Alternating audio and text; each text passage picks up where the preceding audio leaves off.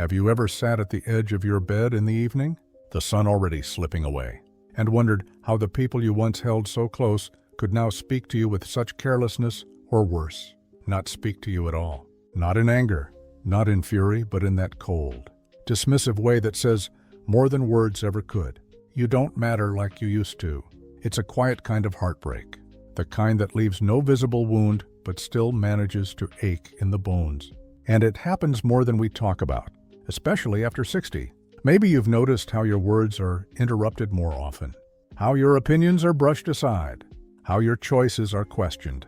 Or maybe it's subtler an eye roll, a sigh, the way they talk over you at dinner as if you weren't even there.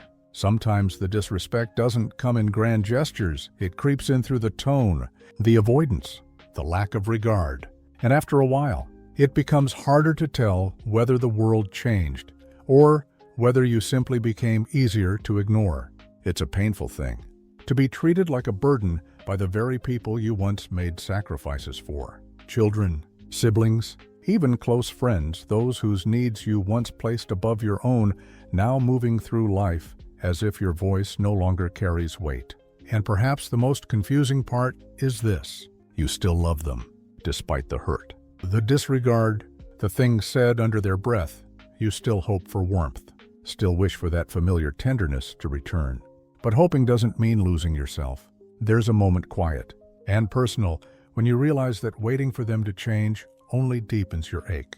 That regaining your peace won't come from fixing others, but from tending to the ground beneath your own feet. That's where the journey begins. Not with confrontation, not with shouting, but with 5 quiet choices that slowly restore what disrespect has worn away: your self-respect. I want to tell you about Nicole. She's 66, soft-spoken. With silver curls she used to hide under scarves. For years, she played the role of the understanding mother, the one who forgave everything, accepted every snub, overlooked every cutting remark from her daughter. Holidays were the hardest. Her kindness was met with indifference, sometimes sarcasm. One evening, after a tense dinner where her daughter barely acknowledged her, Nicole sat alone at her kitchen table. She didn't cry. She didn't call anyone. She just sat in the quiet and asked herself one honest question: what would I do if I believed I deserved respect? That question sat in her chest for weeks. It didn't lead her to confrontation, but it led her to one small, brave act. The next time her daughter called only to vent, not to ask how she was, Nicole gently said, "I'll listen to you, but I'd also like to be asked how I'm doing." The phone line was silent for a moment, but Nicole didn't fill the space with apologies. She let it be. That was the first quiet step, naming her own worth without blame or fury. Because self-respect isn't about being louder. It's about being steady. It's about refusing to shrink. The second change Nicole made was something only she noticed. At first, she began showing up for herself the way she used to show up for everyone else. Every morning, she got dressed like she had somewhere to be, not to impress anyone, just to remind herself she still mattered.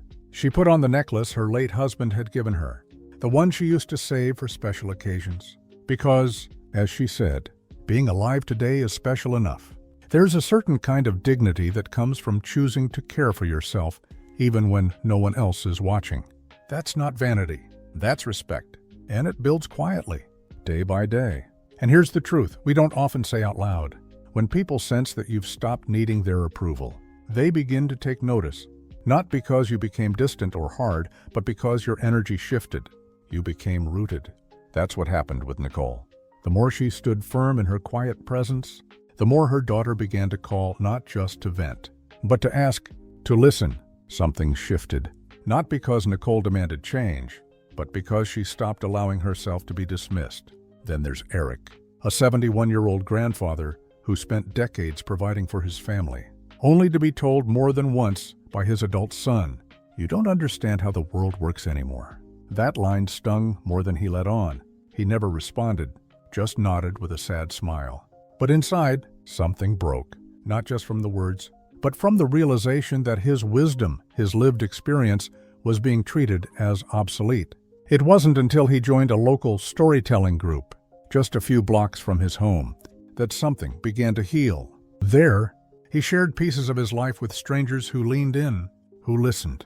They asked questions, laughed, even cried with him, And he realized, my voice still matters. I've just been speaking it in the wrong places. That's another quiet act of reclaiming self-respect, choosing where you are truly heard.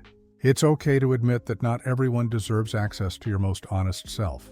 Sometimes, the most dignified thing you can do is redirect your energy toward spaces that honor it. That doesn't mean cutting people off. It means recognizing which conversations build you up and which ones quietly tear you down. Because the truth is, when you begin to live from a place of self-respect, you no longer need to chase approval. You begin to attract connection, the kind rooted in mutual care, not obligation. And that begins, not with confrontation, but with quiet, consistent choices that remind you of your own worth. Even now, especially now, there's a quiet kind of exhaustion that comes from always trying to keep the peace. It's not the physical tiredness of work or aging. It's deeper than that. It's the weariness that settles into the soul after years of saying yes when you meant no, of pretending things didn't hurt when they did, of letting disrespect slide because you were afraid of pushing people further away. So many of us grew up believing that love means sacrifice. That to be a good mother, or father, or partner, you had to give endlessly. That to keep your family close, you had to be agreeable, patient, forgiving no matter what. And maybe that worked. For a while, maybe it kept things running. But what no one told you is that over-sacrificing yourself doesn't just make you tired. It makes you invisible. That's what happened to Jason, a 69-year-old former mechanic who raised 3 kids on his own after his wife passed. He gave them everything: college, cars, co-signed loans, even a down payment on a house. Now, they rarely call, and when they do, it's to ask for more. He doesn't complain. He never has. But last Thanksgiving, something inside him cracked. He sat at a table with his eldest son, who scrolled through his phone while Jason served the meal. No thank you. No eye contact. Just a passing comment, you still cook the same old stuff. Huh? That night, Jason didn't sleep, not because of what was said, but because of what it revealed. His kindness had been mistaken for weakness. His generosity had become expected, and his silence had taught them that their disrespect would go unchallenged. The next day, he didn't lash out. He didn't write a dramatic letter or cut ties. Instead, he did something quieter. He stopped offering more than was asked. He stopped jumping at every request. He began answering with, "Let me think about it," instead of course. It wasn't about revenge. It was about realignment. And over time, something changed. His children, confused at first, began to ask rather than assume. They noticed when he didn't rush to say yes. And in that space, a new kind of relationship began to form, one where his time and care were no longer taken for granted. Because when you stop overgiving, you don't become cold. You become clear. It's tempting to think that earning respect means speaking louder or demanding more. But often, it begins in quieter places, in the pause before you agree to something that feels wrong. In the moment you decide that your comfort matters too.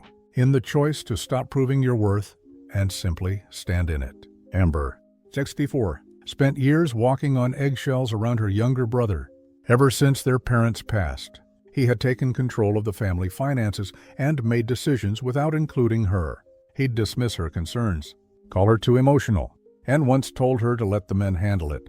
She stayed silent, not because she agreed, but because she hated conflict, and part of her believed that speaking up would only make things worse. But every time she stayed silent, she felt a little smaller. One afternoon, after another tense conversation, Amber did something she had never done before. She excused herself from the call, calmly, without explanation. She didn't raise her voice. She simply said, "This doesn't feel respectful. I'm going to end this call and talk when we can speak kindly." She sat there afterward, heart pounding, but she also felt something, new relief. And for the first time in years, she felt like she had drawn a line. The next time they spoke, he was different. Not perfect, but quieter, more measured, because he could feel that something in Amber had shifted, that she was no longer afraid to walk away from conversations that left her bruised. That's what boundaries look like. Not walls to shut people out, but doors you can close when needed. Clear signals that say, "You can be in my life, but only if you treat it with care." We often think that love should come without rules, but respect is the structure that allows love to feel safe. Melissa Webund, a retired nurse, found herself always available for her grandchildren, picking them up from school, watching them on weekends, cooking dinners. She loved them deeply. But after years of nonstop caregiving, she noticed something. Her adult daughter never asked if she had plans, never said thank you, never treated her time as valuable. One morning, Melissa decided to make a change. She marked 3 days a week on her calendar as her own. No babysitting, no errands, no favors, just time for rest, reading, and walking by the lake.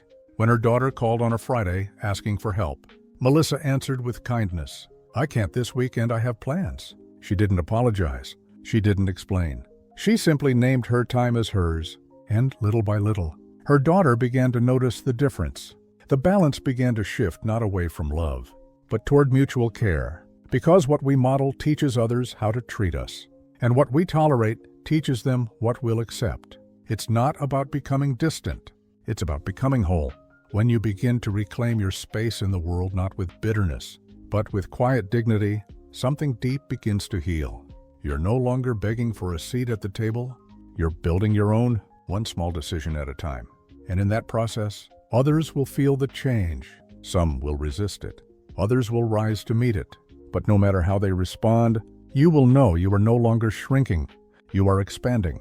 There's a moment so subtle you might miss it when everything begins to shift. It's not the moment someone else suddenly becomes more respectful. It's not the moment you finally get the apology you always deserved. It's quieter than that. It's the moment you realize you don't need those things to feel whole. Something in you begins to stand a little taller, even if your back is slightly hunched from the years. Something in your voice sounds more certain, even when you're speaking gently. And something in your presence says, without saying a word, "I know who I am now. I don't need your permission to feel worthy." This is the quiet power of self-respect. After Melissa stopped offering up all her time, she noticed something she hadn't expected. Her daughter, who used to sound rushed or distracted during their calls, started asking, "What are you up to today, Mom?" It wasn't just small talk. It was curiosity, recognition, a sign that her daughter now understood that Melissa had a life of her own. And no, it didn't happen overnight, but it happened. Because when you stop chasing the role of being endlessly helpful, endlessly available, endlessly agreeable, you allow space for a new kind of relationship, one where your presence is valued not because of what you do, but because of who you are, and that begins with how you show up for yourself. Nicole, remember her? The soft-spoken woman with silver curls who used to wait for her daughter to treat her better. Well, once she started speaking her needs aloud, not with resentment, but with clarity, her entire energy began to change. She signed up for a Tai Chi class at the community center, not because she needed exercise, but because she wanted to feel herself move again, to feel her body stretch and breathe and belong. It became her weekly ritual, and it wasn't about the class itself. It was about the message she was sending to herself. I still matter. My time is still mine. My joy is still valid. She stopped waiting for others to give her permission to feel good. And in doing so, she became magnetic not in the flashy, attention-seeking way, but in that quiet, grounded way that makes people take notice. Her daughter did. She called one day and said, "You sound different lately, happier, somehow." And Nicole, without any bitterness, replied, "I think I am." There's no force more powerful than someone who's found peace within themselves. Not because everything around them is perfect, but because they've stopped outsourcing their self-worth. That's the shift. You stop begging. You stop explaining. You stop molding yourself into who others expect you to be. And instead, you start living from your core. Calm, confident, whole, and you begin to notice who rises to meet you there and who doesn't. Jason, the retired mechanic, took it one step further. After years of being treated like an ATM by his grown children, he made a decision. He would support them emotionally, always but financially, only if it made sense for him too. So, when one of his sons called to ask for another loan, one he knew he'd never see returned, Jason didn't say yes out of habit. He didn't say no out of anger. He simply said, "I love you, but this time I'm going to keep that money for myself. I've been saying yes for too long, and I need to take care of me now." The line went quiet, and then his son said something Jason hadn't heard in years. "Okay, Dad, I get it. Not thank you. Not an apology. Just a moment of understanding." a shift in the dynamic. Small, but real. Because respect isn't something you demand, it's something you embody. When you live from a place of quiet self-respect, others can feel it even if they can't name it. They may resist at first, especially if they're used to you always bending. But eventually, the people who truly care will adjust. They'll begin to respect your time, your space, your presence, not because you asked for it, but because you stopped accepting anything less. That's what happened with Eric. 2. After finding his voice in a local storytelling group, he began to smile more, even laugh more. He stopped trying to prove his worth to his adult children and started investing in friendships where he felt valued. He began to host dinners not for holidays, not out of obligation, but just because he wanted to. And he invited people who lit him up, not people who drained him. His daughter noticed.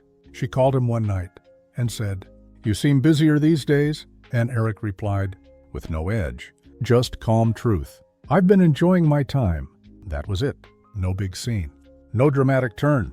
Just a man quietly reclaiming his dignity and allowing others to either join him in that space or watch from a distance. The beauty of self-respect is that it invites others to meet you where you are. And those who truly care about you will, eventually, they will. And even if they don't, you'll be okay. Because your peace won't be hanging on their approval anymore. There's something deeply freeing about that. To wake up and not feel that tight knot in your stomach. To walk into a room without wondering how to make yourself smaller. To look in the mirror and say, "I may be older, but I am no less valuable." You are not here to be tolerated. You are here to be seen, heard, and loved for exactly who you are. And if the people in your life can't do that yet, let your life be the reminder. Let your presence steady, honest, grounded be your response. Because you don't need to be loud to be heard. You only need to stand firmly in your light. If you've stayed with me through this conversation, I want to take a moment right here, right now to say thank you. Thank you for giving this time to yourself.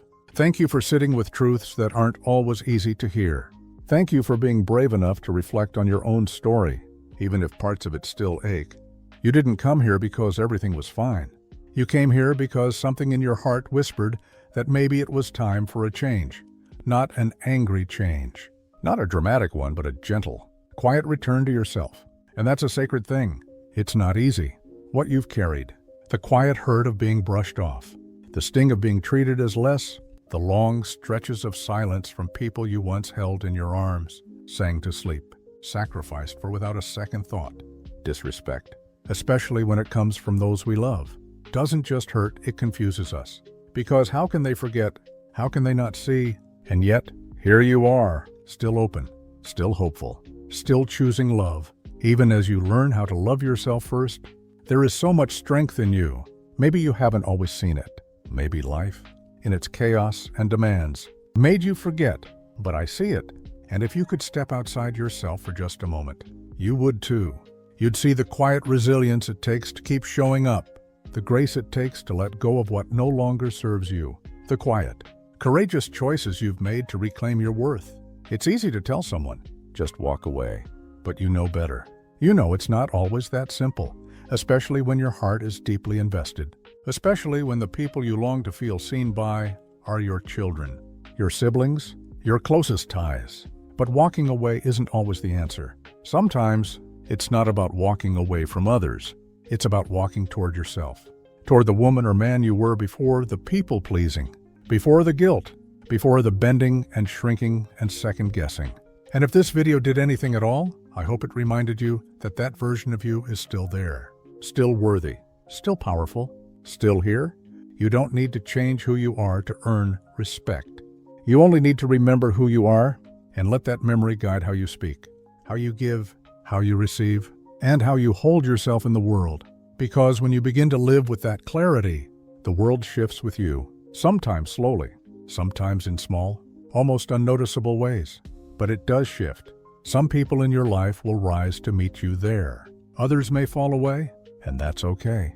Not everyone was meant to walk every chapter with you, and not every relationship needs to be salvaged if it comes at the cost of your peace. So let your boundaries be gentle but firm. Let your voice be soft but sure. Let your presence, your full, honest presence, speak for you. And on the days when the loneliness creeps back in, when the phone doesn't ring, or the words still sting, Come back to this space. Let yourself be reminded, you are not alone in this. There are so many others walking this same path slowly, bravely, quietly learning to live for themselves again, not in bitterness, but in truth. And I would love to hear your truth. If you're open to sharing it, has your relationship with your loved ones changed over time? Have you felt that same sense of being overlooked or taken for granted? What helped you reclaim your voice, if even just a little? You don't need to write an essay. Just a few words, a sentence, or even just, "This is exactly how I've been feeling." Your story could be the one that helps someone else feel seen too. And if this message touched something in you, if it gave you even one breath of relief, or one small nudge toward healing, I'd be honored if you'd stay connected here. Click that subscribe button if you'd like. Not for me, for you. So that next time you need a reminder of your strength, your dignity, your quiet power, you know where to return. This channel isn't about advice. It's about reflection. It's about being human, messy, beautiful, aging, growing, still here. You've lived too much life to be treated like an afterthought. You've carried too many burdens to forget your own name. You've given too much love to forget you're deserving of it too. So here's to you, to your softness that never made you weak, to your boundaries that protect your light, to your voice that doesn't need to be loud to matter, and most of all, to your becoming. Because even now, especially now, your story is still unfolding, and it's worth telling. Every word of it. Take good care of yourself. I'll be right here when you need me again.